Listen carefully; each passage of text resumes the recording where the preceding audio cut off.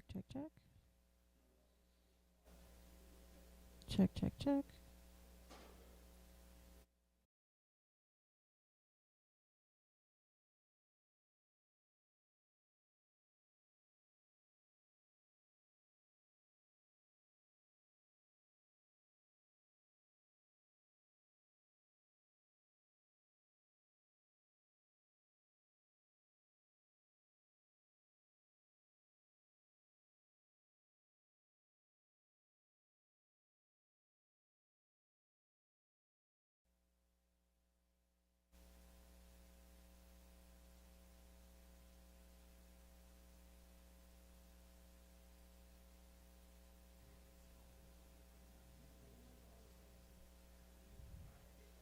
Check, check, check.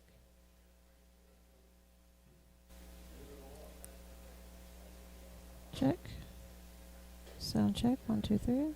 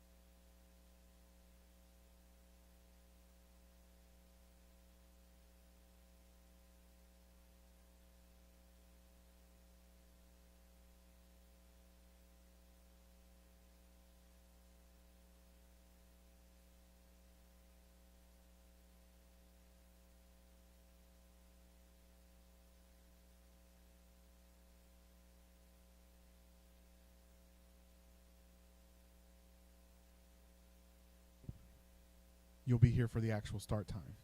If you know anything about GP time, that's what it is. Today, we are honored to have Joel Brown with us. He is the author, Dr. Joel Brown. He is the author of The Souls of Queer Folk, and he's also a renowned speaker. He travels across the country and the world talking about organizational development, global inclusion. He's a strategist, and we are excited to have him here today. And I'm just going to allow him to start since we're running behind from the time you were given. And let's give him a round of applause.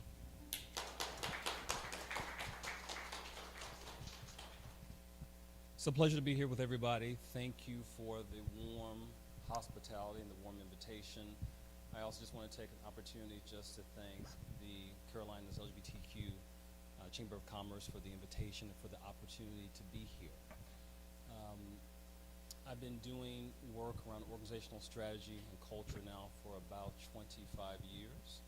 And so it is always wonderful to be here with leaders and entrepreneurs and also among my community just to have what I hope will be a very rich conversation. So before we begin, we have a custom with my organization that no matter where we are in the world, no matter where we are in the States, no matter what type of function or conversation that we're having, we always do an Indigenous land acknowledgement. And an Indigenous land acknowledgement, for those of you who are not familiar, is an opportunity to recognize the contributions, the sacrifice, the struggle, and the lives of Indigenous nations all across North America. And so this is an opportunity for me to honor not only my Choctaw ancestors, but to also honor those who helped to make this area where we stand, where we play, where we work, where we live, what it is. And so that is the opportunity that we have before us for today. Before I begin, I want to just share with you all a little poetry. Is that okay? Can I share a little bit of poetry? Okay, all right. So I'm going to share this with you, and it's something that was written about 20 years ago. The inquisitive one asks, is truth supposed to be for a show? Are you more interested in what you believe and less of what you actually know? It seems people believe too much and know too little. Love is playing second fiddle in this kingdom of hard minds. Once upon a time, Aristophanes said, "World is king," having driven out Zeus. But it seems that minds are too weak and souls are too loose. But I can't be an island unto myself. True love doesn't act with stealth. It is bold in this voyage. So I escape from the shadows. I skim treetops. I rattle cages. I slip into the pages of dirty manifestos, where zealots would choose to strike fear. The world's heartbeat is what I hear. I come to commune, knowing I can be immune. My hope is that together, soon, we shall find peace in 360. I wrote that piece 20 years ago as I was thinking about the state of leadership.